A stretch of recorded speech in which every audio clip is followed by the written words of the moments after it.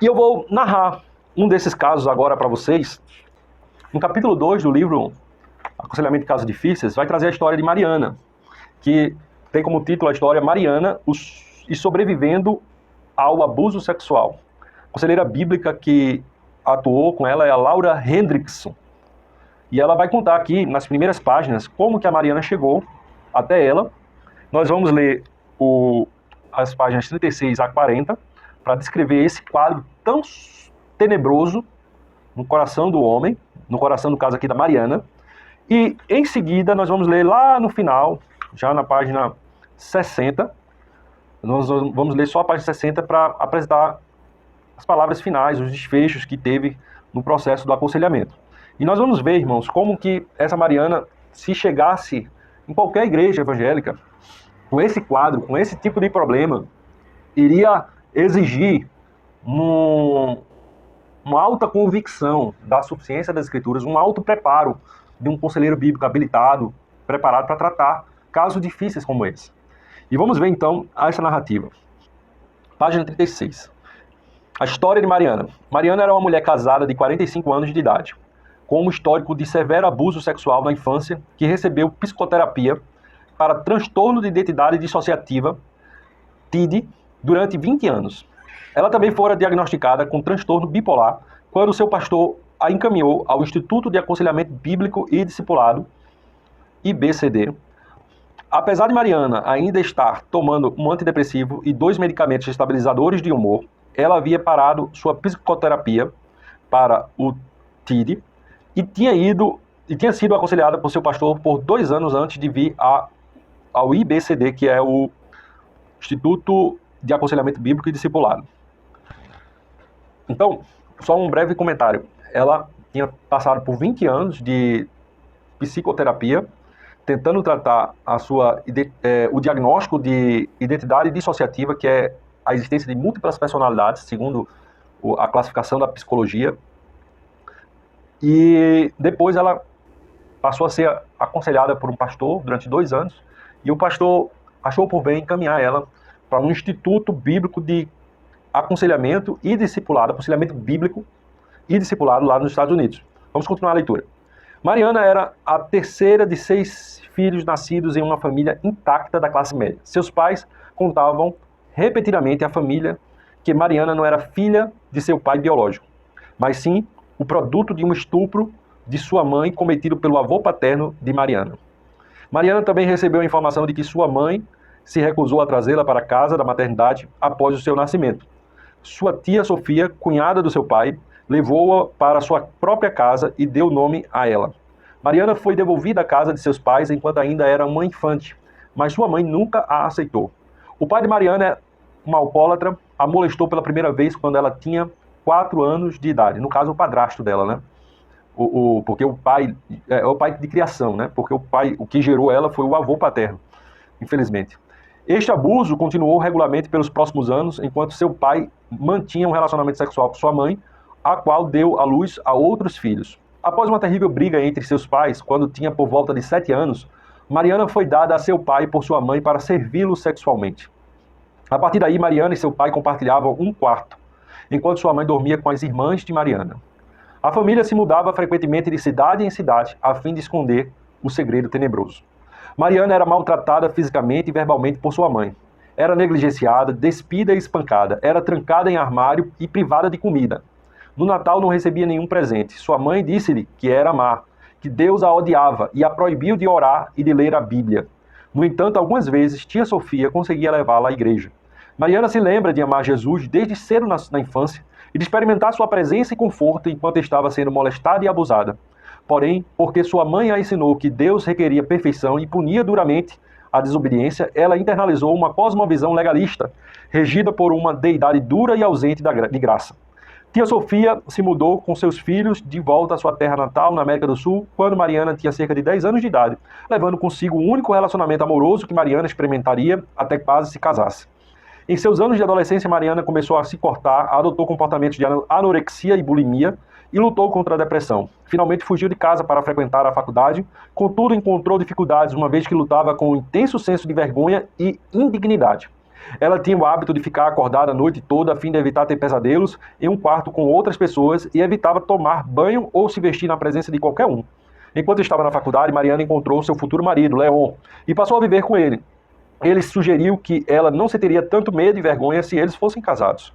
Ela concordou, apesar de temer que ele a ferisse, assim como seu pai a ferira.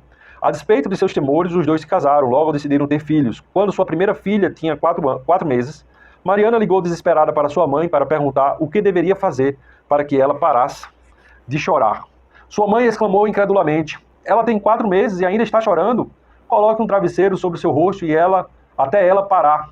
Você só terá que fazer isso algumas vezes e ela aprenderá." Isso disparou uma esmagadora enxurrada de memórias de abuso infantil. Nesta época, Mariana começou a temer que o seu marido machucasse sua filha e passou a ser verbalmente agressiva com ele. Decidiu abordar seu próprio histórico de abuso com seus pais. Contudo, suas tentativas durante os anos seguintes não foram bem-sucedidas. Ela cortou o contato com eles quando nosso relacionamento de aconselhamento começou. Mariana não falava com seus pais havia 20 anos. Na providência de Deus, um casal cristão, Julie e Pete, entraram nas vidas de Mariana e Leon. Este casal construiu um forte relacionamento com Mariana e Leon, compartilhou com eles o Evangelho. Ambos, Mariana e Leon, creram e entraram pela primeira vez em um relacionamento vital com Cristo. Julie estava sobrecarregada em ajudar Mariana com seus problemas emocionais. Por isso, levou-a ao Ministério de Libertação da sua igreja, onde tentaram cultos de libertação e exorcismo. Mariana também se consultou com diversos conselheiros cristãos, profissionais licenciados. Um deles disse a Leon que ela era uma mentirosa patológica. Nunca poderia ser uma esposa e mãe adequada, pois sua própria mãe era psicótica. Essa profissional encorajou Leon a divorciar-se dela, buscar custódia para os filhos e mantê-los longe da mãe. Outros hipnotizaram Mariana e disseram-na que possuía múltiplas personalidades, ideia a que não havia considerado antes do aconselhamento. Mariana passou a vivenciar flashbacks, vívidas relembranças do abuso que sofreu logo cedo. Os pesadelos eram constantes. Ela começou a praticar automutilação, tentou suicídio e foi hospitalizada repetidas vezes. Com o tempo, Leon começou a pensar que talvez seus ajudadores, embora conselheiros licenciados, não fossem competentes. Ele instruiu que ela procurasse um psiquiatra disponível no seu plano de saúde. Mariana passou vários anos sob os cuidados do Dr. Engelbreit, que a diagnosticou com TID, na época transtorno de identidade dissociativa, era conhecido como transtorno de personalidade múltipla. Ele a hipnotizou, colocou-a sob medicamentos psicotrópicos e manteve sessão de psicoterapia para falar com as várias personalidades por ele identificadas. A vida de Mariana tornou-se ainda mais caótica. Foi necessário ser hospitalizada e submetida a numerosas sessões de terapia extra para ajudá-la a lidar com suas emoções cada vez mais turbulentas. Dr. Engelbreit disse que não poderia realizar toda a terapia da qual precisava. Por isso, ele a encaminhou a outro terapeuta cristão, que também a hipnotizou. Enquanto estava se consultando com esse terapeuta, Mariana começou a se lembrar de coisas as quais tem certeza de nunca terem acontecido, tais como ter assassinado 2 crianças nascidas do seu relacionamento com seu pai e de ter sido objeto de bizarros rituais satânicos. Então, só um pequeno parêntese, no episódio de hipnose, né, de terapeutas cristãos, que ela se submeteu ao tratamento, procurou terapeutas cristãos, psiquiatras e psicólogos cristãos, ela fala que passou a lembrar dessas múltiplas personalidades que ela foi diagnosticada, de experiências que ela, mais na frente, quando confrontou as suas irmãs e outros familiares que conviveram com ela, puderam testificar que isso nunca aconteceu na vida dela. Foi fruto da paranoia provocada pelo tratamento ali da hipnose, né? Então ela nunca teve situação de ter o filho fruto do abuso sexual do pai, e nem muito menos chegou a matar essas crianças. Então, se isso tivesse acontecido, a irmã dela, as que conviveram com ela, as irmãs, teria podido testificar, e ela depois entrevistou a irmã dela e ela disse que isso nunca aconteceu. Isso foi fruto da paranoia, da hipnose que ela teve. Voltando à leitura.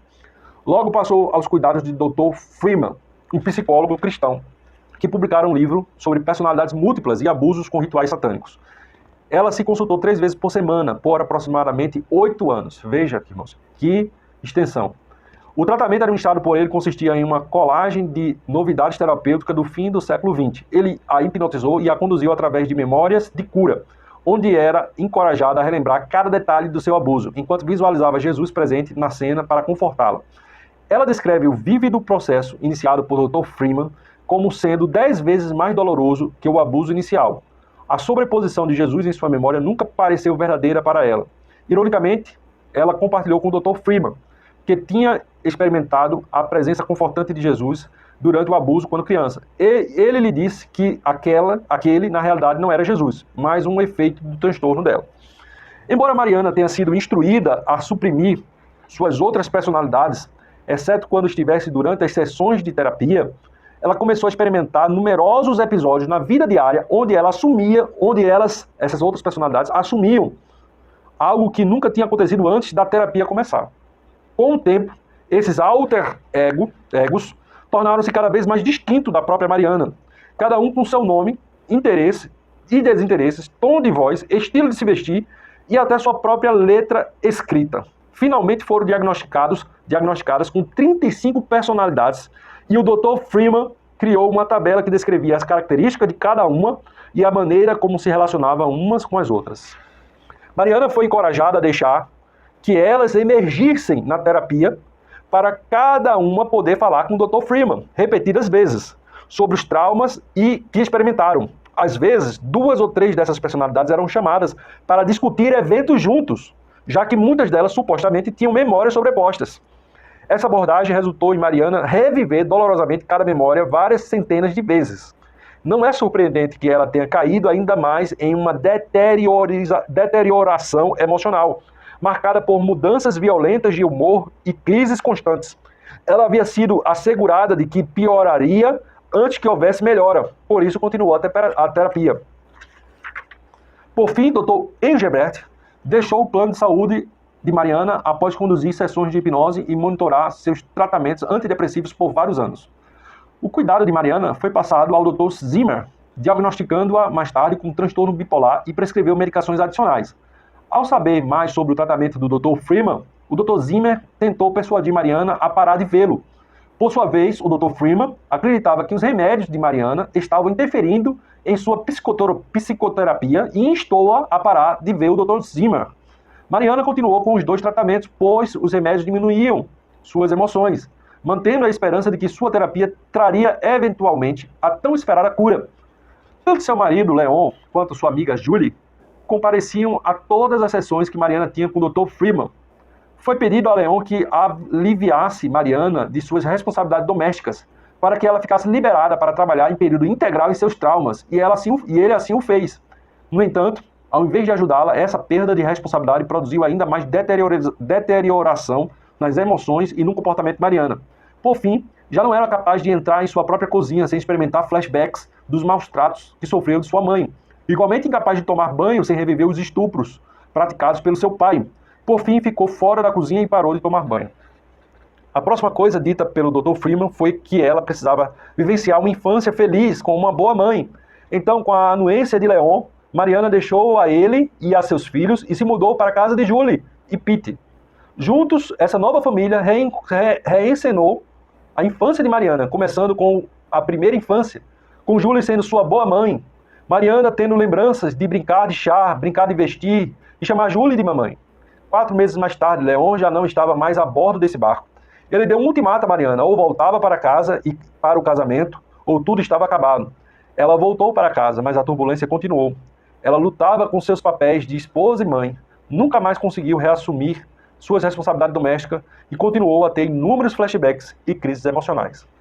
Então, dessa forma, Mariana chega no Instituto Bíblico de Aconselhamento e Discipulado, que tinha lá a conselheira bíblica Laura Hendricks, que começou a tratar ela, e o tratamento se perdurou por 58 encontros. Não é um tratamento em que vai ser resolvido em uma audiência de 1 hora, 2 horas. É preciso ali semanas, meses, anos de dedicação. Um trabalho exaustivo, mas um trabalho bíblico, centrado nas Escrituras, na suficiência das Escrituras. E este caso, queridos alunos, é apenas um, dentre outros que nós temos aqui no livro do Aconselhamento em Casos Difíceis. Nós temos casos como o Brian, de transtorno obsessivo e compulsivo. nós temos no capítulo 3, no capítulo 4 nós temos o caso da Sara e a depressão pós-parto, com desejos suicidas e de matar o próprio bebê, uma cristã, como foi tratado essa situação. Nós temos o caso do capítulo 5 da Mari e o medo paralisante, era um medo paralisante de não contrair a AIDS, que levou ela a se afundar numa depressão, que ela não saía de casa, não estava mais fazendo as suas atividades, suas responsabilidades. Nós temos o caso da Ashley e a anorexia, que quase chegou a óbito pelo seu estado de saúde e foi revertida biblicamente. Temos o caso de Tony e o transtorno bipolar, Jack e o transtorno de identidade dissociativa, um quadro parecido com esse da Mariana também, diagnosticado com múltiplas personalidades pela psicologia, Jason e a homossexualidade, e Julie e os vícios do adultério. Caso você não tenha ainda tido o êxito de adquirir esse livro, você pode ouvir a leitura de 3 desses casos. Capítulo 7, 9 e 10 estão narrados em um canal no YouTube. Então, se você botar o nome do livro, Aconselhando os Casos Difíceis, você vai encontrar 3 dessas histórias.